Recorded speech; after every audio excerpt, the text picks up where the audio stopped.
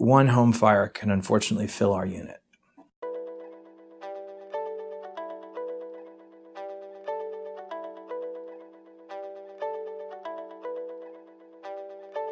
Day to day, we usually run somewhere between 10 and 20 patients that are burned in the burn center, and that includes from birth, so children, no age minimum, on all the way up to, well, we've noted that we've had quite a few patients over the age of 90 in the last few years.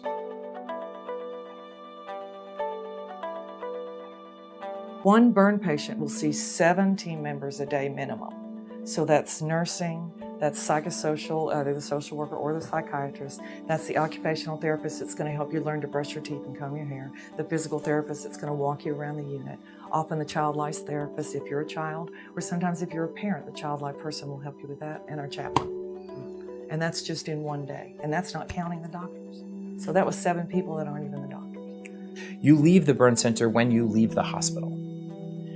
In general, there isn't a sicker place for people like you, a place where they're cohorted with sicker people until you're well, and then we bring you back, and then when you're this good, we send you on. The burn center takes care of you the whole time. The whole time. We'll have people with significant injury here for 100 days.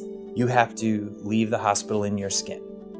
So I'm going to try wherever possible to have your skin heal itself, create an environment and not touch it surgically. As you can imagine, if I have a burn that's just, say, my arm, it's not such a chore to go get enough skin to cover that arm. Now it's both arms. Now it's both arms and my whole front of my chest. The areas to take skin from start to decrease.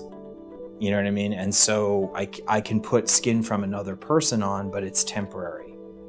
And so I've eventually got to cover you entirely with your own skin.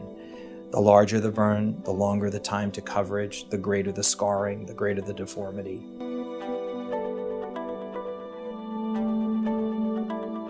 When a home goes on fire, as you say, I would say it's altogether common in a true home fire that we see an inhalational injury with it. And we know that, for every inhalational injury, the mortality is up.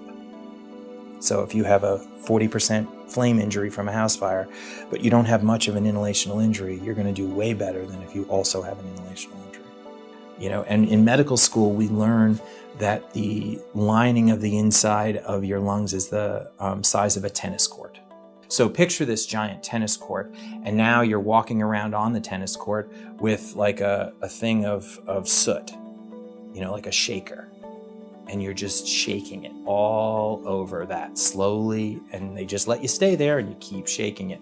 So that whole tennis court lung gets inflamed and thickened. It gets harder for oxygen to get through it, and harder to breathe, such that many inhalational injuries we can't manage without the ventilator.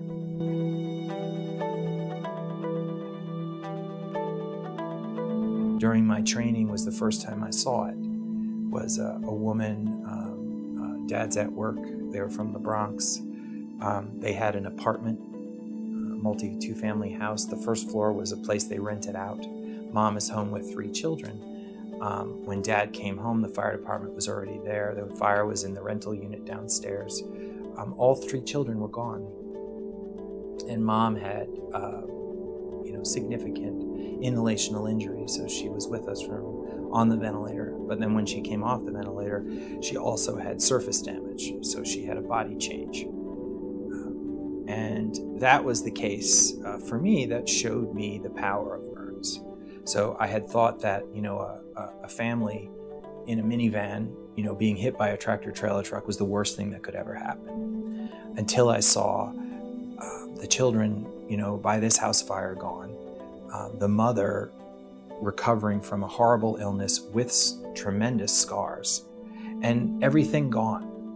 All the memorabilia, all of the pictures from holidays, things they had written, everything from those childhoods was wiped out.